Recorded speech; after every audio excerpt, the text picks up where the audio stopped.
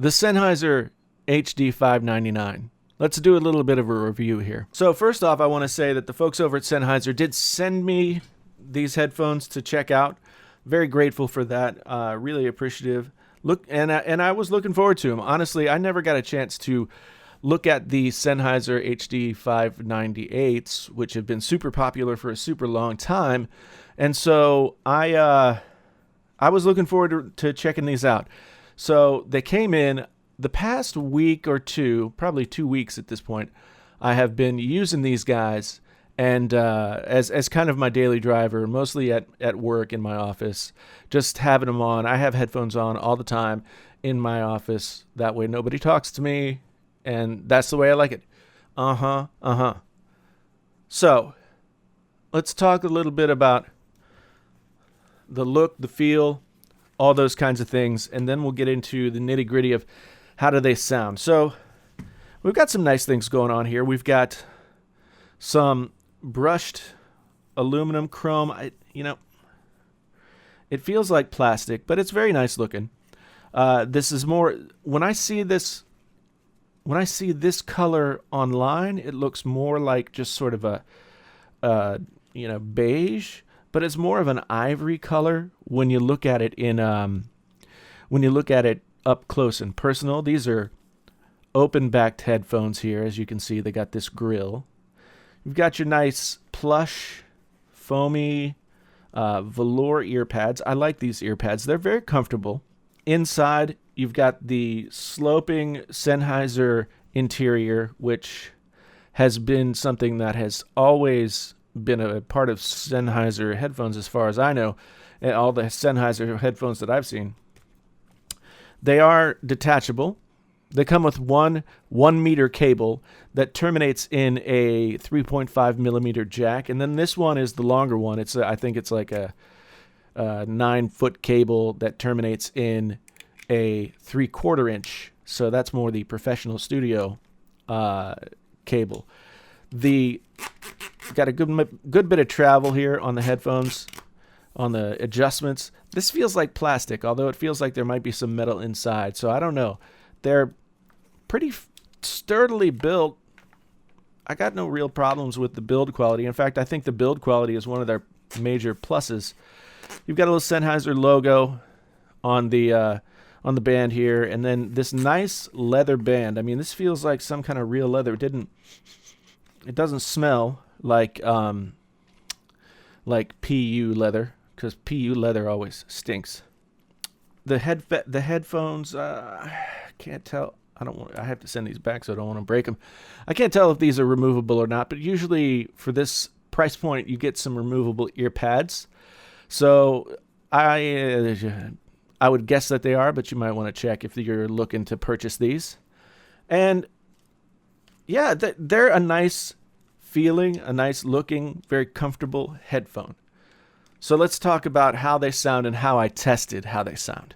So I've got here the headphones that I've been enjoying for a long time. For the past couple of months, the Sennheiser HD600, which are a legendary sort of professional grade headphone. These are $300 all day long, just about anywhere you can find them, although they used to be much more expensive. They've been out for 20 years. What I like about these is that they are flat and they are very roomy and very precise. So you have a wide soundstage, you have very precise frequencies going on in all the ranges. Nothing is bumping into anything else, and so they sound great.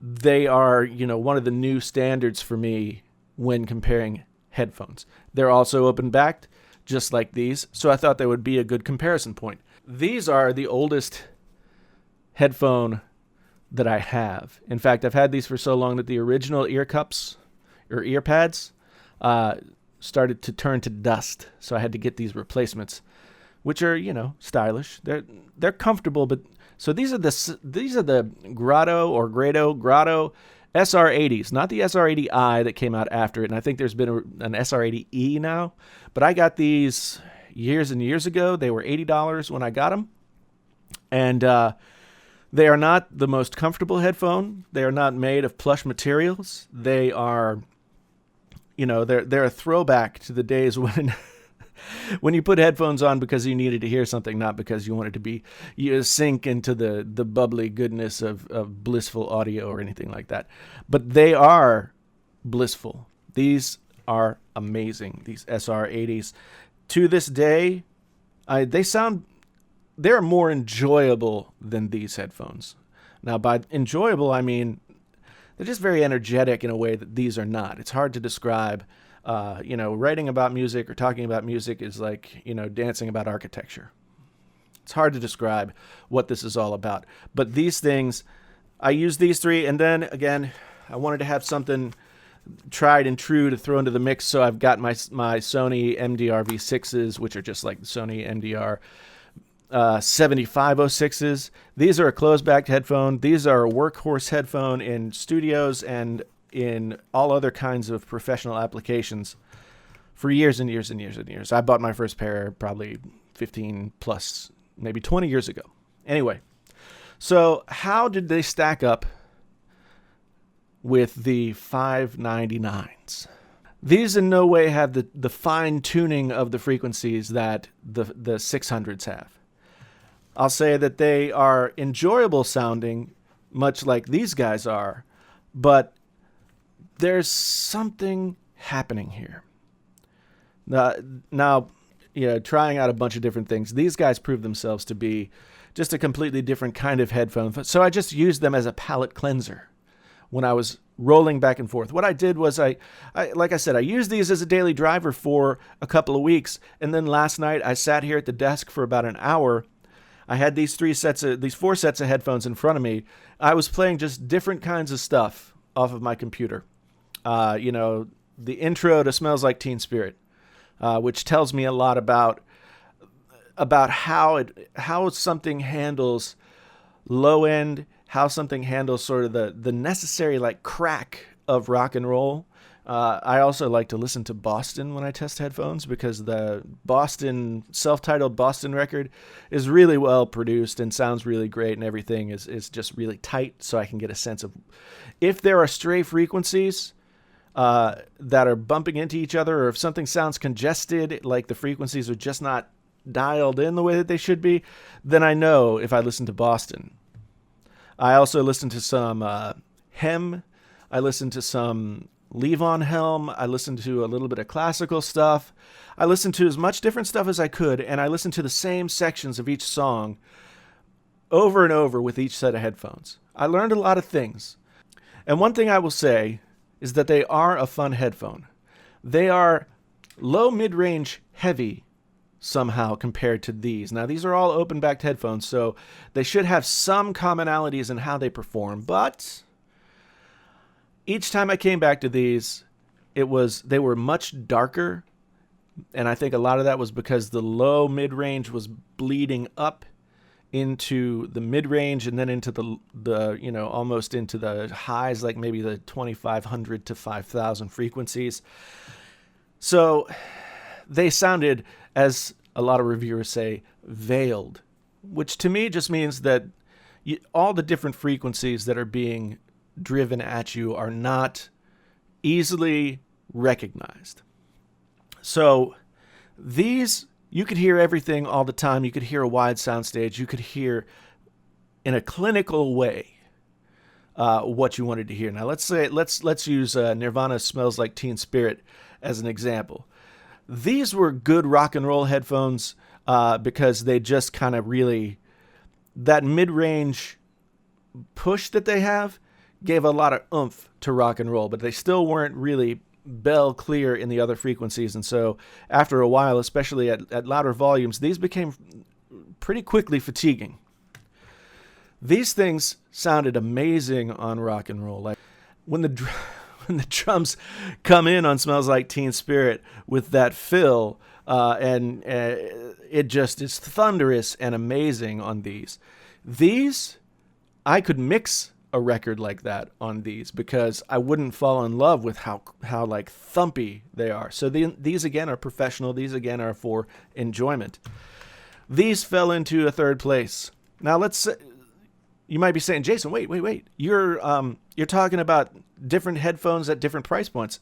Not so much. Like I said, I paid $80 for these.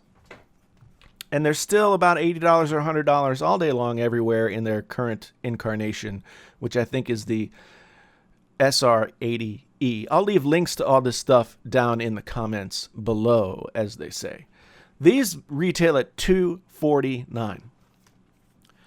And I think that price is unrealistic for this headphone. You can get something that sounds a lot more like these for $249, whereas these, I will say that if I bought them at $249, I'd be a little disappointed. Now, this is not to say that if $249 is what you got to spend and you like thumpy, grindy rock and roll, these are fun, but they do become fatiguing.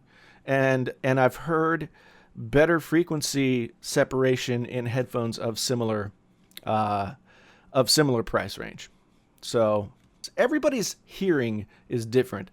I'm a 45-year-old guy who's been a rock and roll musician since I was 15.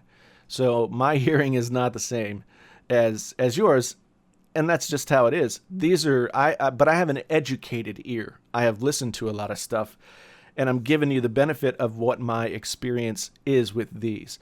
So they're a little wonky in the mid-range. The soundstage of them, while these are really wide and these have a nice soundstage to them, soundstage of these is not as loud, and I think that has to do with that frequency clumping in the lower mid-range. Build is nice. The build is nice. They are comfortable, although I think the band was a little narrow for my head, but they were very comfortable. You could wear these for a long time. You wouldn't want to travel with them because they are open-backed, and you can hear everything that's going on around you as you're wearing them. They are a good headphone. They are a good headphone. I would feel more comfortable recommending them at $200 than, $249, and I imagine that they'll come down to that price at some point. Right now, they only make them in this ivory color, as far as I could tell, so I'm sure there'll be a black special edition or something like that coming out. They sound good. I don't think they sound $249 good. And so therefore, I give them like a 7. That's my review. Ask me any questions that you want. Thanks for being here. Like and subscribe. All of the things. Until the next time, this is the JTL, and I'm out.